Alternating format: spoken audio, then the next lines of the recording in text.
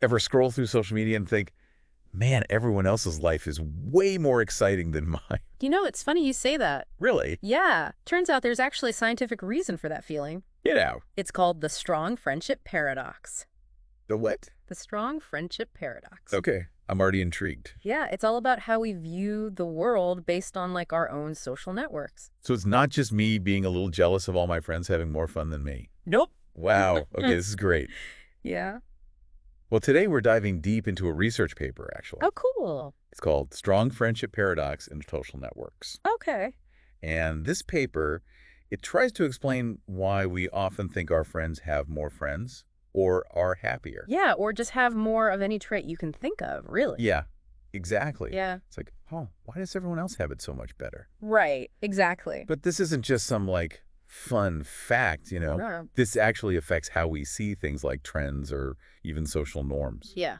Oh, yeah, for sure. Even disease outbreaks, it kind of impacts all of that. It's really wild. So our source material really digs into how, like, these individual perceptions can actually, like, ripple outward and affect, the bigger social landscape. Exactly. Yeah. I'm already fascinated. So let's start with, like, the basics. Yeah. What exactly is this friendship paradox? Well, in the simplest terms, the friendship paradox says that, like, on average, your friends have more friends than you do. Mm. And it really all comes down to how we're all connected. Okay, so if my friend knows, like, a ton of people and I only know a few, then, like, obviously that's going to skew the average, right? Yeah, think of it like this. Imagine the most popular person at a party. Oh, yeah. Okay. They probably know a ton of people, right? Yeah. But then each of those people in their own smaller groups sees that person as their friend. Right. So they're getting counted multiple times, basically. Oh, they raise the average for everyone else. Exactly. So it's not that I'm, like, less popular. Right. Just that there's this one person, They're just really connected. they're just super connected. Yeah. Okay, I like that. Yeah, It makes me feel a little bit better about myself. I get it. But how does this, like, strong version of the paradox come in? Yeah, so that's where things get even more interesting. Okay. The strong friendship paradox says that it's not just the average that's higher. It's Mhm. that most of our friends actually tend to have more of whatever trait we're talking about. Right. And that's where the structure of the network really comes into play. Okay, you keep mentioning network structure. What does that actually mean here? So one important factor is this thing called transortativity. Transortativity. Yeah, it sounds kind of complicated. It does. But it's a pretty simple idea. It's basically how connected your friends are to each other. Okay, so if all my friends know each other, Yeah, that's high transortativity. exactly. But if they all come from different groups and, like, don't really know each other, that would be low transortativity. That's a perfect example. Right. I think I'm getting it. Yeah, you got it. Okay. And what's really neat is this paper found that when you add in that transortativity, like, your ability to predict this strong paradox goes way up. Wow. So it's not just random, there's a pattern there. Okay, so I'm starting to see how this all fits together. Yeah. So how does transortativity tie back to the idea that our friends just have, like, more of everything? Well, think about it like this. Okay. If everyone in a friend group has a certain trait, it can make that trait seem more common than it really is. Oh, is that like the majority illusion thing I've heard about? That's exactly right, yeah. Oh, cool. Majority illusion is a really fascinating outcome of this whole strong friendship paradox thing. Okay.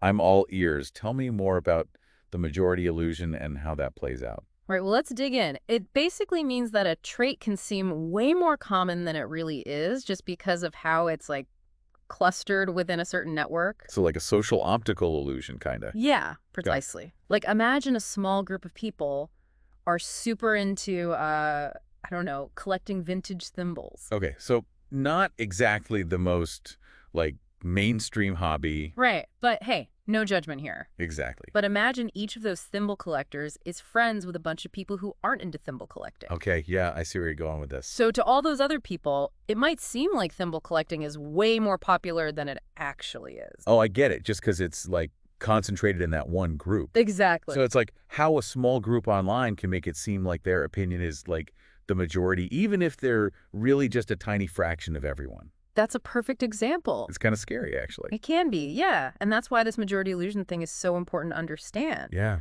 It can help us be more critical of the information we see and not get swayed by what seems popular. So this strong friendship paradox isn't just some, like, abstract idea. It actually affects how we see the world. Right, exactly. It's making me think about all the other things that could be affected by this. Oh yeah, for sure. It doesn't just apply to number of friends or hobbies. It can apply to any trait, really. Okay, so any trait. What does that actually mean, like, in real life? Basically, it means that people who have a higher degree in the network, the people who are more connected, Hmm. they're also more likely to have that specific characteristic. So, like, if we're talking about happiness, people with more friends tend to be happier.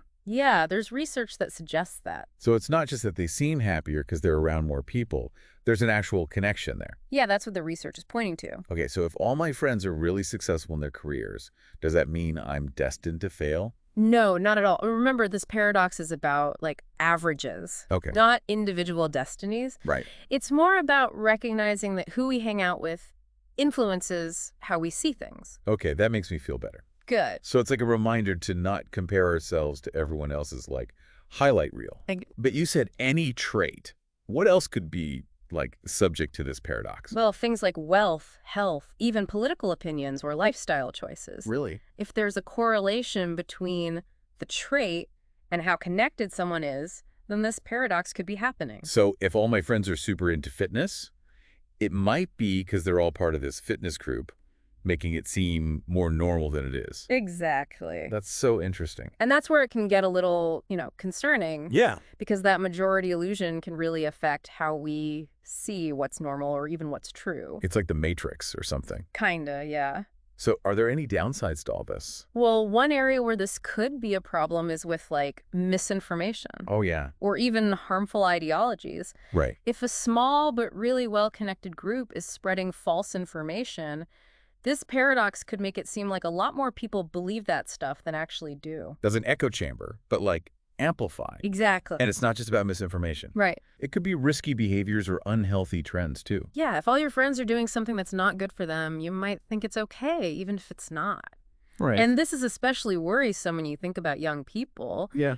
They're already more influenced by their peers, so this illusion can really distort things for them. Okay, this is getting a little heavy. I know. How do we avoid falling into this trap? Well, I think the first step is just being aware of it. Okay. Knowing about this paradox can help us question what we see, especially from our friends. So don't believe everything you see online, especially if all your friends are sharing it. Pretty much, yeah. Okay. Our online friends aren't always representative of everyone else, Right, it's like we're all living in our own little bubbles. Exactly. But if this paradox is so common, shouldn't we be doing more to, like, fight it?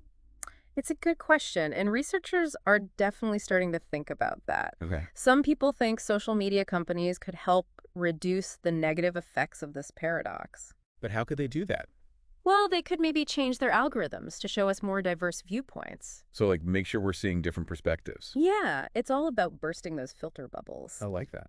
Others think we need to focus on teaching people how to think critically about information from a young age. So, like, media literacy education Exactly. to help people be more savvy online and offline. Right, because ultimately, knowledge is power. True. The more we know about how our social networks affect us, the better we can navigate the world. I'm so glad we're talking about this. Me too. What else can you tell me about this paradox? Yeah. Like, are there any good things about it? Oh, there are definitely some potential benefits, yeah. Oh, yeah, definitely. Okay, I'm really curious about that side of it. So, like, it's easy to focus on how the strong friendship paradox can make us see things wrong, right? Yeah. But it can actually be used for good, too. Really? Yeah. It's all about understanding those social dynamics and, like, using them to our advantage. Okay, how can something that, like, distorts reality be helpful? Well, if we know how it affects how information spreads, we can use that to encourage good trends.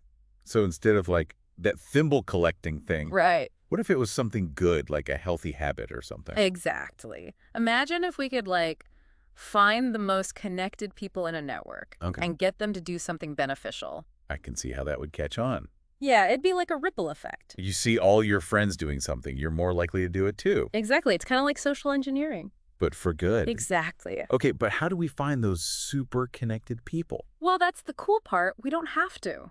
We don't. Remember, the paradox itself tells us that our friends are usually more connected than we are.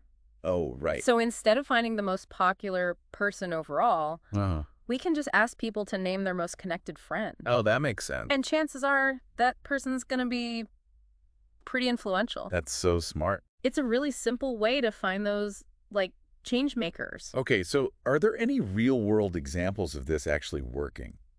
Yeah, there are, actually. Uh-huh. One study found that encouraging the friends of people who got vaccinated to get vaccinated Okay. was more effective than just randomly asking people. Oh, wow. That's really interesting. It's all about using social norms to help us. I love that. I too. So the strong friendship paradox, which at first seemed like just a weird thing, Yeah, could actually help us make positive changes. exactly. It shows how understanding these, like, scientific ideas can really make a difference. It's a good reminder that even though our social networks can be messy sometimes, Yeah, they can also do a lot of good. for sure. Well, this has been amazing. I feel like I see social networks in a totally new way now. I'm glad to hear that. So, next time you're scrolling through your feed and feeling that FOMO, Right. remember the strong friendship paradox might be messing with you, It probably is. but you can use this knowledge to make good changes. I'm going to try to remember that. I think we all should. Well, thanks for joining us for this deep dive. Of course, it's been fun. It really has, and hopefully everyone listening understands this paradox a little better now. And how it affects their lives. Yeah. I think we should leave our listeners with one last thought. Yeah, what do you have in mind? Think about the things that might be more common among your friends because of this paradox. Okay. And how could that change how you see things moving forward? It's a great question to think about. It is. Thanks for listening, everyone, and keep exploring. See you next time.